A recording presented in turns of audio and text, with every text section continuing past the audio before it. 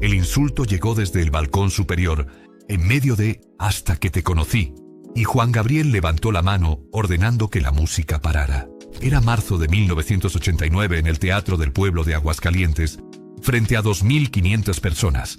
Todos habían escuchado perfectamente el grito discriminatorio que ese hombre levemente embriagado acababa de soltar. La música se detuvo y el teatro quedó en silencio absoluto. El hombre seguía de pie en la fila 12 del balcón, con una sonrisa burlona mientras sus amigos intentaban jalarlo para que se sentara. Juan Gabriel se quedó parado en el centro del escenario, sin decir nada. Las 2.500 personas contenían la respiración, esperando ver qué haría el Divo de Juárez después de lo que acababan de presenciar. Algunos en las primeras filas miraban horrorizados hacia el balcón. Otros bajaban la mirada avergonzados de estar en el mismo lugar que ese hombre. Juan Gabriel, al escuchar aquello, sintió una mezcla de rabia y cansancio que casi lo hace salir del escenario. Vestía su traje blanco con bordados dorados y bajo las luces notó que sus manos temblaban visiblemente. En 18 años de carrera había soportado comentarios susurrados en pasillos de televisoras, miradas de desaprobación en restaurantes, rumores crueles en revistas del espectáculo. Pero nunca alguien lo había atacado tan directamente en medio de un concierto frente a miles de personas.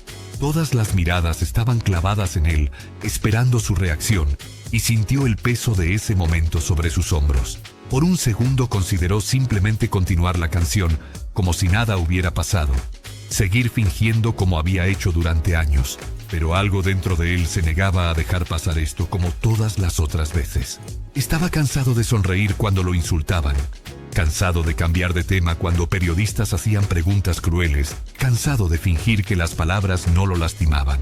Llevaba casi 2 décadas construyendo una carrera sin confirmar ni negar nada sobre su vida privada, soportando el peso de los rumores en silencio. Había aprendido a sonreír cuando periodistas hacían preguntas insinuantes en entrevistas de televisión, a cambiar de tema elegantemente cuando alguien quería forzarlo a explicarse en conferencias de prensa. Esa estrategia de silencio le había funcionado para proteger su carrera, pero también lo había dejado exhausto emocionalmente. Esta noche, algo era diferente. Quizás era el cansancio acumulado de tantos años, o quizás era simplemente que ya no tenía más fuerza para fingir. Los músicos seguían en sus posiciones mirándolo preocupados, sin saber si debían recoger sus instrumentos y salir del escenario. El guitarrista, que llevaba 5 años con él, había visto a Juan Gabriel enfrentar momentos difíciles antes, pero nunca lo había visto así de afectado. Todos esperaban alguna señal de qué hacer, pero Juan Gabriel parecía congelado en el tiempo. El silencio en el teatro ya llevaba casi 20 segundos que se sentían eternos para todos los presentes. Algunas personas en las primeras filas miraban sus manos nerviosas, sin saber si debían aplaudir para romper la tensión.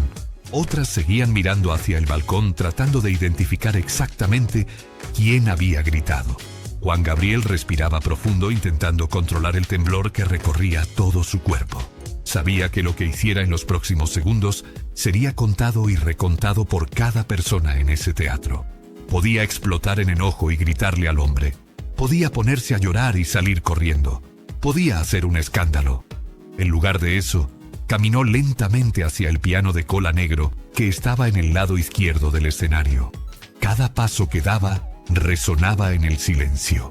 Una señora en la tercera fila cerró los ojos y comenzó a rezar en voz baja, esperando que Juan Gabriel encontrara las fuerzas para continuar. Cuando llegó al piano, se sentó en la banqueta y acomodó el micrófono frente a él con manos temblorosas. Puso sus dedos sobre las teclas blancas y negras sin tocar ninguna nota todavía, solo sintiendo la textura familiar bajo sus manos. Algunos en el público pensaban que había decidido terminar el concierto ahí mismo y ya comenzaban a buscar sus bolsas debajo de los asientos. Otros se inclinaban hacia adelante. Intuyen que algo importante estaba por suceder. Juan Gabriel giró en la banqueta para quedar de frente a las 2.500 personas y en ese momento tomó una decisión que cambiaría el resto de esa noche.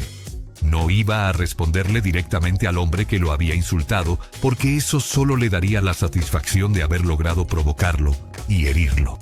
No iba a defenderse con palabras porque, después de 18 años de carrera, ya estaba harto de tener que justificar quién era. En lugar de eso, iba a hacer lo único que siempre había sabido hacer, mejor que nadie: cantar. Juan Gabriel habló con voz tranquila pero firme que llegó a cada rincón del teatro.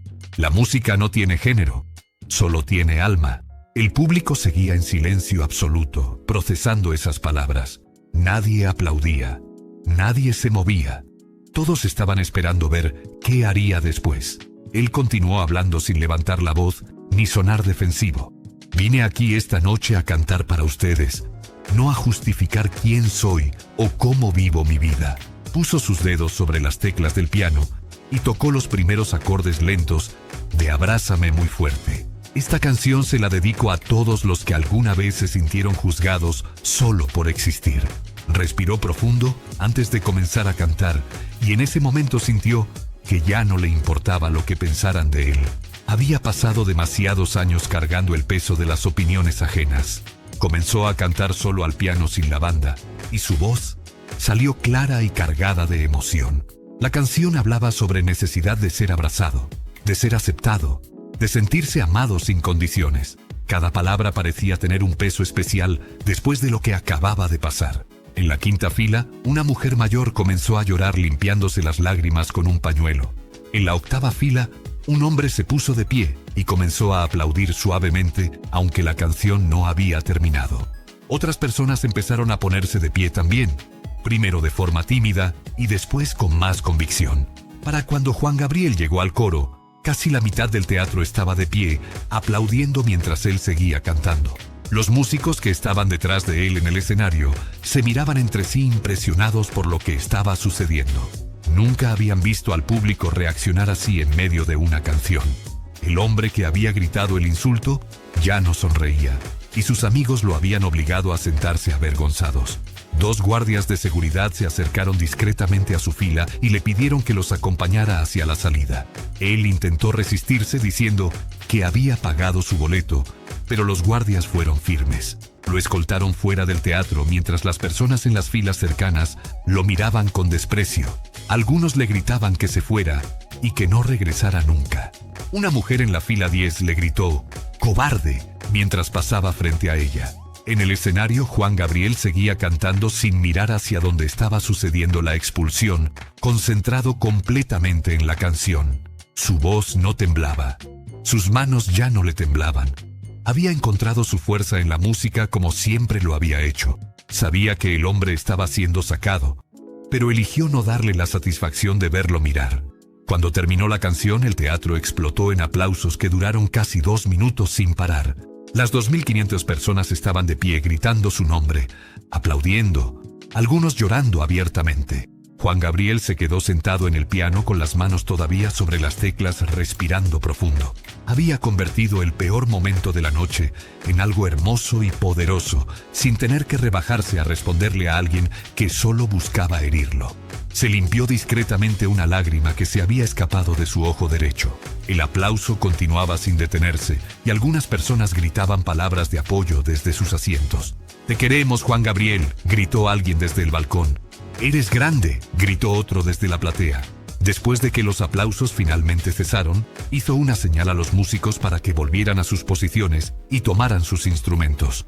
«Gracias», dijo simplemente al micrófono. «Gracias por estar aquí esta noche». Los músicos volvieron a sus lugares y Juan Gabriel se levantó del piano para regresar al centro del escenario. La banda comenzó a tocar Querida y la energía en el teatro era completamente diferente ahora, más intensa y emocional que antes del incidente.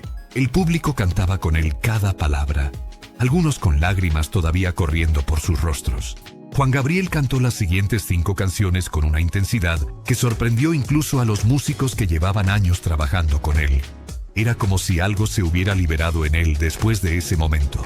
Había encontrado una forma de responder a años de rumores y ataques sin tener que explicarse ni defenderse directamente.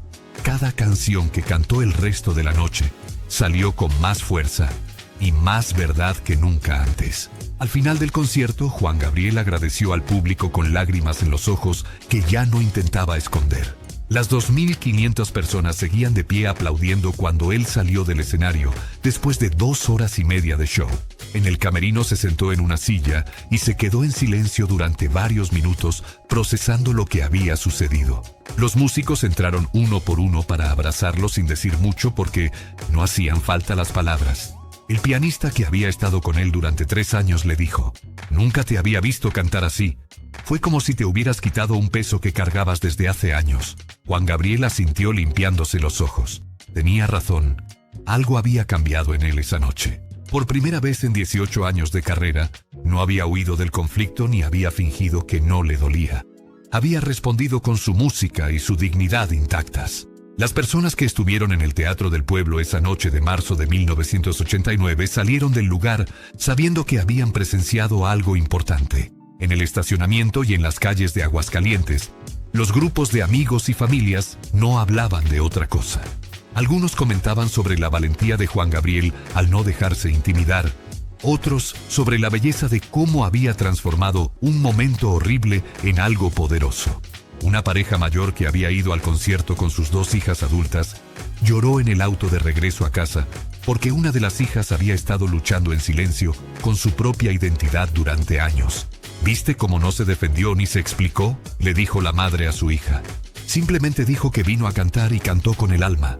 La hija asintió sin poder hablar por la emoción de haber visto a alguien enfrentar el rechazo con tanta dignidad.